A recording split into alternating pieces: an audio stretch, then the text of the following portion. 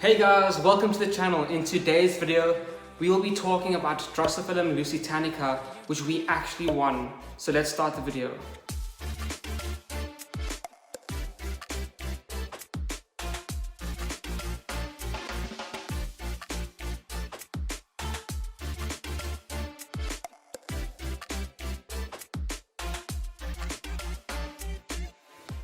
Okay, so let me tell you the stories of how I actually won 10 Drosophyllum lusitanica seeds. So a couple days ago, the Instagram page WA Carnivorous, which is Western Australian Carnivores, they listed a seed giveaway for reaching 1,000 followers on Instagram. So what they did is that they made 4 packs of seeds, and in each pack there are 10 seeds. They gave 2 away on Instagram and 2 away on Facebook. So I'm scrolling through Instagram, on my plant page. If you want to go check it out, here is where you can go. It's the Flytrap garden on Instagram. And I was just scrolling through, looking at all the plants. And then I noticed this post from WA Carnivores, and they said that they're doing a giveaway and they're going to draw someone, from the comments. Whoever comments, you have to comment and tag a friend and obviously follow them and like the picture. So I was like, you know what? I'm not even gonna try, and I always apply for these giveaways and I never win, so I scrolled past it. And then I was like, you know what, who cares, let me just try it anyway. So I went back up and I typed in the Corgi Draws, who is a friend of mine, on Instagram, and then I was the last comment, and that was like a day or so before they drew all the names for Instagram. So the next day at about 11 o'clock at night, I get an Instagram message from WA Carnivores, you won the seeds. And I was like, I won something for the first time ever. I was so surprised, and I was so obviously very, very happy. And the issue is that I've never grown Drosophyllum lusitanica before. I've only read up on them and heard about them. I've never done the research to look after them. So obviously we won those 10 seeds, and he's going to be posting them to us tomorrow. So we'll get them sometime this week or early next week. And what I want to do is I want to get their pots ready, because I don't want to get them and not have anywhere to put them. So in this video, we will be talking about the pots and the soil and basically the general care, and starting, to grow some Drosophyllum lusitanica with you guys. It's also known as the dewy pine or the Portuguese drosera. You see my hat's Portugal, and I'm Portuguese, so it's like home, I guess. Not that I already lived there. But anyway, let's start the video. So I started doing some research online. I went on to carnivorousplants.org and I went and looked at my books. They say that we need to use a terracotta pot and very airy, free draining soil, because these plants do not like to stay moist, and they also do not like root disturbances. But I have one issue here, and that issue is that I really don't like terracotta pots. So what I did is that I sent out a message for help and got my cat helper to deliver the message. A couple minutes later, and I got a reply saying, okay, they'll help me out. Essentially what I asked them was this: do I have to use a terracotta pot? And what soil recipe do you recommend? Because everyone has different recommendations. What he said is that, yeah, you can use a plastic pot, but you need to make sure that you don't overwater them, because the terracotta pots actually help to keep the soil drier, whereas the plastic pots obviously hold in more plastic. So I thought to myself, that's fine, I will just make sure I water them even less than recommended, and I'll make extra sure that there's less peat, because peat holds water and we want less water. So I'll make sure there's less peat in the mix. And I was also recommended to use a mixture of perlite, sand, and peat. And this mixture is in a ratio of 1:1:1:1. As I said, it's very, very little peat. And the last thing is that I usually use a layer of sphagnum moss at the bottom of the pot to keep all the soil in. But if we use sphagnum moss, this will increase water retention within the pot, and that's not what we want. So what we're going to do is that we're going to go out to the Home Depot, get a suitable sized pot, and then put some rocks in the bottom and fill up this pot with the correct medium. Now you see guys, it wasn't just that easy. I had to do more research on what size pots they want, because as I said, these guys don't like root disturbances. So it isn't like I can just pot them, in a small pot and then once they've grown up a little bit, move them into bigger pots like we're doing with all our other drosera. We actually have to plant these guys in their final adult-sized pot. And that's quite an issue because, as I've said, I've never grown them before and I have no idea how big they get, and I have no idea what size pots that they really would like to have. So I did some more Googling again. And what I found out from this is that they prefer terracotta pots between the sizes of 16 centimeters to 30 centimeters. So that's quite a big range, and again, I was unsure what size to get because I'm a person who really likes details and accurate information and measurements. I'm not someone who really works on some of this, some of that, between this. So once again, I had to send out another letter for help. But you see, this time I didn't really get a reply. They just said a big size pot is fine between 16 to 30 centimeters. And I was like, this is what Google said, but I guess we'll just have to think about it ourselves. One thing that I would really like to have in the future is a big pot with a colony of plants of each different species. This is something that I really wish to have, and it would be so nice to have a really big healthy colony of all the different types of species in the world. So currently we have our small round pots, which we have all of our seedlings in. It's the cat. And we have a really tall pot for our tubers. And now the really tall pots are excellent for the plants. They have really tall pots obviously, and that means that they can grow their really long roots, which is really good for carnivorous plants. But I'm getting 10 seeds, and I don't think I could fit 10 adult-sized Drosophyllums inside of just the tall pot. So I had to start thinking about the future and the big colony-sized pots that we will eventually get. So this caused me a little bit of stress because I don't like round pots. Having the round pots for all of the seedlings is okay because I can kind of say it's just for now, and I will, sell these pots with plants inside of them to other people eventually. And that's why I really got those big square ones, because I like square pots because they fit together nicely and they're organized. But you don't get big square pots. It's actually very difficult to find them. And I looked at the catalogue of the pot suppliers here in Australia. We have tons and tons of different pots, but they don't have any big square ones. So unfortunately, you just had to suck it up and get a round pot. So after I decided to do that, it was actually time to go out and get a pot and make sure that I got the right measurements as well. So one of the important things that I wanted to ensure is that the pot could sit in a tray. Many people say that you should top water it, but the people that I spoke to said it's fine to use the tray method. And I'd rather use the tray method because I don't like watering from the top, because this will cause the soil to splash everywhere. And with young little seedlings, that's extra critical to make sure that you don't destroy them while they're young. So we got this pot and I measured it out. And as you can see, it's about 17.5 centimeters, which is just about 7 inches.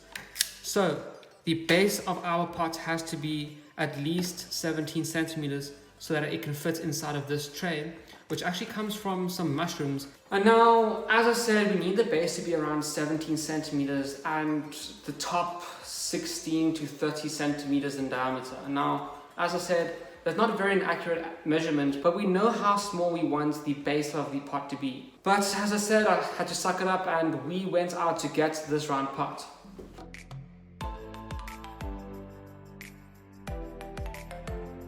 And this is what I came back with. The base of this pot is just wide enough to fit inside of our tray. Well, you guys can barely see that. But it's at 17 centimeters, which is just the length of our tray. And the top of the pot is about 19.5 centimeters. So these are the pots that we will be using for all of our colonies. As you can see, it's quite long. Let me actually go get you the tube pot so we can see the heights. So here is our colony pots, and here are our tube pots. As you can see, they are literally the exact same height. And this means that if you have a single plant in here, the roots are the right length and the adequate length to reach the bottom here. And the same thing here. These pots are nice and deep, and it means that all the roots can reach down to the bottom of the pot and have a lot of room to grow. But as I said, because this one is obviously much wider than the square pot, we can have many more plants in here and have a nice big colony. So eventually when we have lots of Venus flytraps, a nice big colony of different drosera, Drosera capensis, big sarracenias, darlingtonia, nice big nepenthes, they will all be using this one size pot, which is basically the biggest size that you need for your plants. Obviously you can get a bigger pot, it's your choice, but this is like the right size for mature plants of almost all of the different carnivorous plant genuses. I got this pot, and now it's time to put some rocks in the bottom to hold all the soil in, and we also need to mix up our soil because obviously I haven't done that either. And luckily for us, down here at the end of our garden, we have a nice big patch of rocks that are perfect for this pot. So what I'm doing is I'm collecting only these white rocks because I know that these ones are not full of minerals like these dark ones or these red ones which are covered in like clay stuff. If you wash out these white ones, they stay clear, and I'm pretty sure that they don't leach any minerals. But I'm sure you guys would know more about that than me. But anyway, we need to put rocks at the bottom, and these are the same kind of rocks that I'll be able to buy from the shops anyway. So let's start collecting.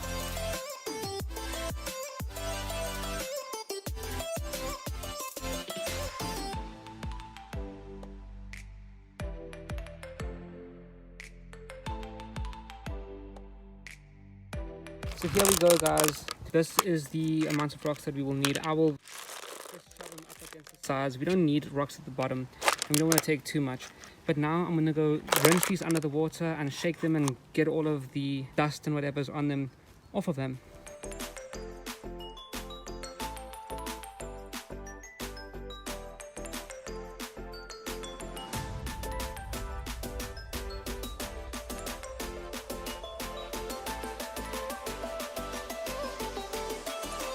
Okay, so there we go.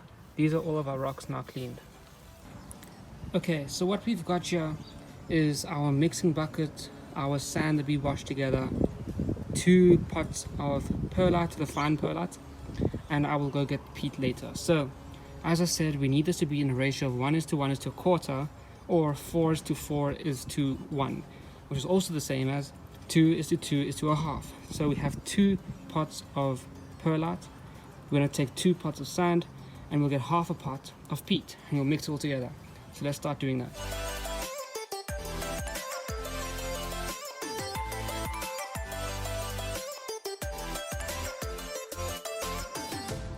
This is why it is important that you have something at the bottom of your pot to prevent the sand from flying out, because this is what will happen.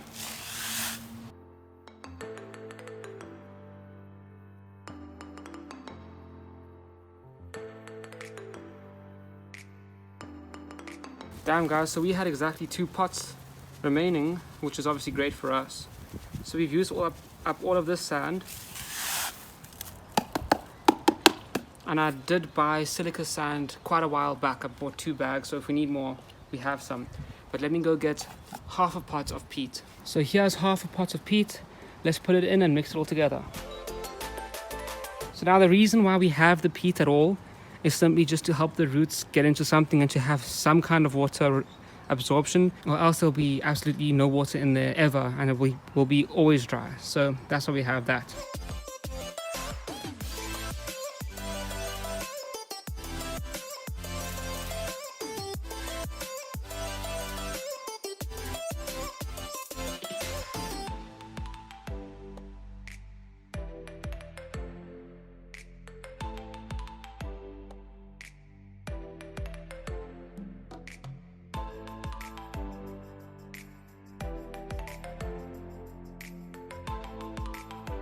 So there we go, guys. We have our soil all mixed up. It looks very well draining, which is perfect for these guys. So next, what we need to do is we need to space out our rocks and put the soil in. Okay, and here we go, guys. Here we have a pot, and what I want to do is I want to push, like I said, all the stones to the side and then put some soil in the middle so that we can really just keep the stones to the sides and keep them on the holes, and we don't need them in the middle, as I said. So let's just make a... But actually, I'm just going to do this kind of like one by one. Just to cover up the holes, you know, just to make sure the holes are entirely covered up.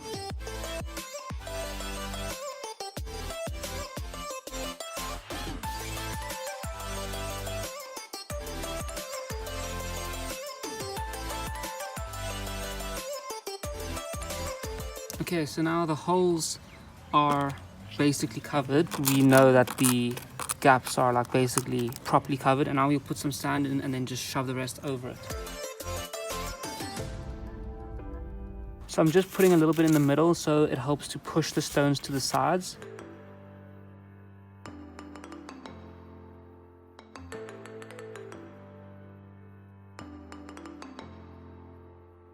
Okay, so now we have our stones in. Let's continue filling it up.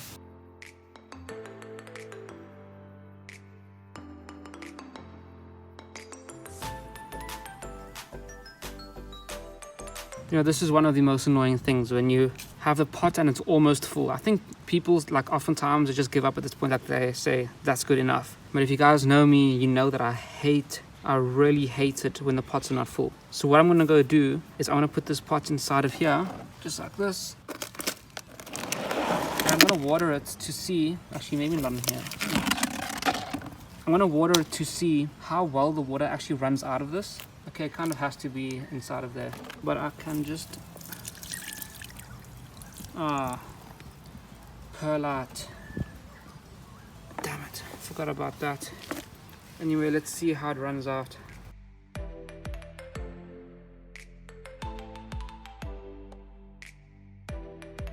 Pretty good draining, considering I only put a little bit in. Let me mix this up a little bit again, because perlite floats, and there's a reason why I hate top watering as well. Because, as I just said, perlite floats. I am going to go mix up some more soil to cover up the rest of this pot. And I'll see you guys after that. Okay, and there we go, guys. Our pot is now full to the top, and you can see the water at the bottom is like really dirty. I'm not sure why. I think it's because of the peat. But yeah, anyway, this pot is ready for our seeds that we will get. So what I'm going to do is I'm going to leave it outside so it can soak up the water and get nice and moist for the seeds. And I'm going to go inside and talk more about the species. Okay guys, so we're back inside, and now let's talk a little bit more about the actual species themselves. As you can see, it got quite dark outside. I had to take the sand out and mix it in with new sand, put it back in a couple times. It was really annoying but what happened is that the sand wasn't really mixed well together, so when I tried to put it on top, it was just compacting because it was not mixed properly, so I just had to mix it multiple times. But anyway, let's talk about the species themselves. So I'm getting seeds. When you get seeds, you need to oftentimes scarify the seeds, and this means you rub it against some sandpaper, and that allows water to penetrate the seed coat and go into the actual plant, so the plant knows that there's water and that it should grow. So because we're getting such fresh seeds, I'm not really going to scarify it, but I'm going to just cut the end off, just a little bit at the end, just to just help with the plants. People say that does help. So what I will do is put that plant like that outside, keep it really nice and moist so that the seedlings can grow well. And as I said, these plants, they don't like staying wet. They're actually one of the very few carnivorous plants that actually prefer to stay dry. So I will be watering this plant about once or twice a week. I'll just be putting water in its tray at the bottom, letting it soak up, and then after that, leaving it completely alone.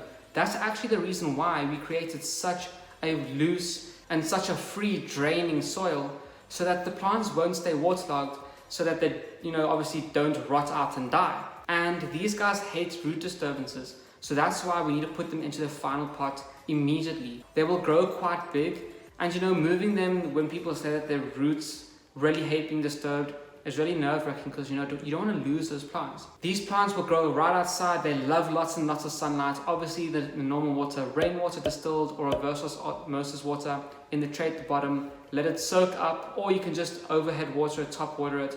I don't really like that, because you saw with the perlite it floats to the top, and I hate perlite and the way that it does that. So hopefully soon we'll get our seeds and we can plant them up together, and we'll have another plant eat all of those flowers that are outside.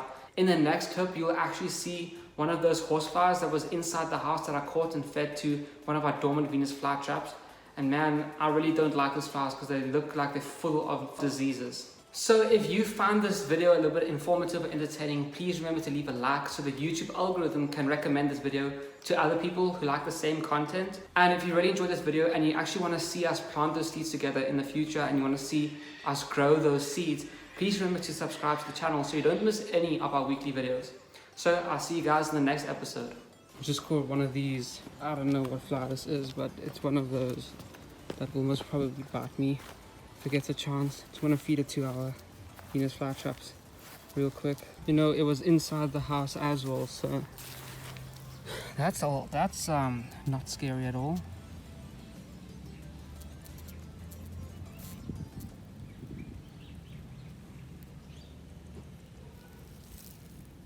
Please don't escape. Please don't escape.